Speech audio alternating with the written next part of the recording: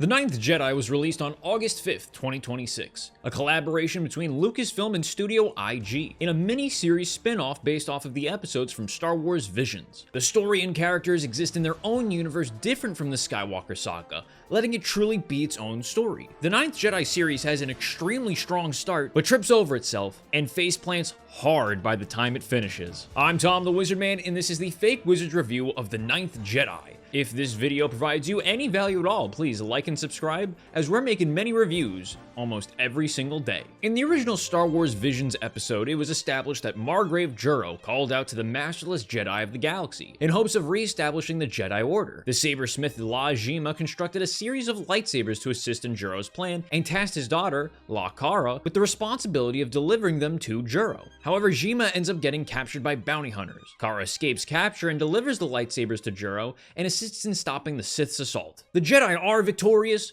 but their numbers are few, only consisting of Juro, Homan, Ethan, and now Cara. Juro promises to help Cara in saving her father and continuing to bring back the Jedi Order. This series continues from that setup point, expanding the lore, characters, and universe as a whole. The quest remains the same of saving Kara's father, but we now know who was responsible for his capture. General Nawam, the leader of one of the largest military forces in the galaxy, is seeking to get rid of the remaining Jedi. He captured Jima in an effort to use his expertise with kyber crystals on a weapon to solidify his place as the most powerful in the galaxy. Now our protagonist set out to not only save Jima, but to recruit fellow Jedis and stop General Nawam's attempt at conquest. The Ninth Jedi is kind of weird to talk about because there's a lot of elements that it has going for it that are really good, but then it has kind of just weird inclusions and choices and just a terrible villain that just spoils the whole thing. I would say episodes 1 through 3 are great, like genuinely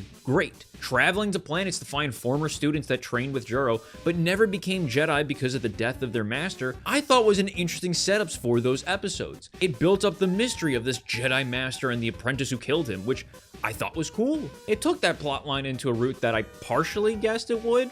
Like, it was either going to be that the master was evil and the apprentice was justified in doing it, or the apprentice was evil and is now likely going to be who General Nawam is. The reveal that it was actually Kara's dad who killed his master caught me off guard. I got invested. In episode 3, when Cara is told the story of what happened and we get the fight scene of Jima and his master, I was into it. Like, I was hooked. That shot and scene of him fighting his master and his lightsaber changed to silver, like, that was really cool. Unfortunately, all of that buildup starts to crumble in episode 4 when Nawam and the heroes meet for the first time. During the fight between Jima and his master, his saber turns silver, which is meant to represent like a state of nothingness. And in that state, they're able to go into a flow state as they're not distracted by any emotions. Nawam was a Padawan who saw this happen and continued forward in trying to achieve this state. His belief is that nothingness is the truest form of power in the Force, surpassing both the Jedi and the Sith. It kind of goes into gray Jedi territory, but honestly, it feels worse because this General Nawam character comes off as like a 14-year-old's edgelord OC. Yeah, General Nawam is better than the Jedi and the Sith because he doesn't feel anything. He's above it. And he's super good with a lightsaber,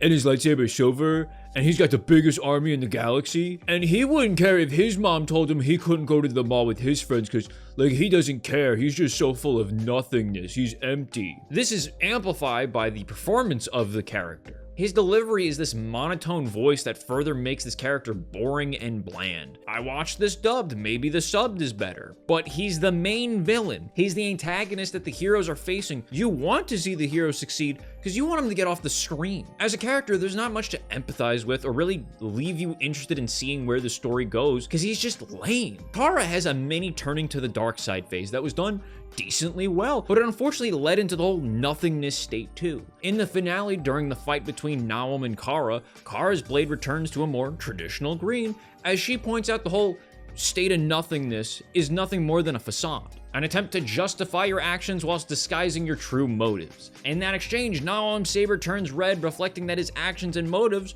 were evil. It's a scene that could have worked very well, but didn't, because you don't have an emotional impact to this character because he sucks that bad. The animation varies between like really well animated scenes into shots that look like they were stretched out and lost some of the resolution. Regardless, most of the animation is good. I should say, I don't think it's the animation's fault. Maybe it's the story.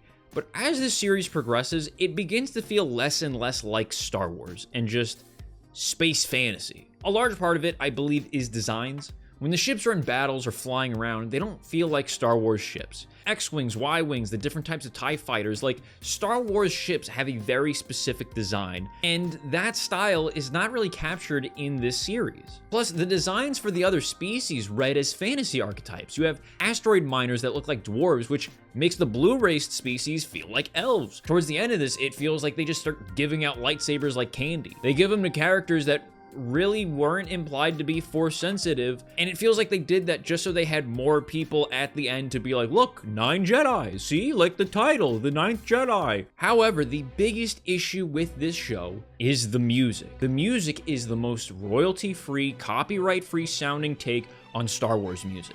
It is so weak sounding and makes this feel like a fan project more than something that Lucasfilm was an actual part of. John Williams' score is iconic, it's Star Wars, but artists like Louis Göransson's work on The Mandalorian is proof that you don't have to just do knockoff John Williams. Genuinely, sometimes the instruments sound like they were used using MIDI files. It's bad. Like, it is embarrassingly bad. And that's where this sucks. Because the show didn't need to be bad. In fact, I think there's a recut you could do with this show with new music and a less monotone performance for General Nawam, which would increase the enjoyability of the series considerably. Star Wars can work in an animated setting like this. Like, all of the elements were present in this for it to be a slam dunk of a show.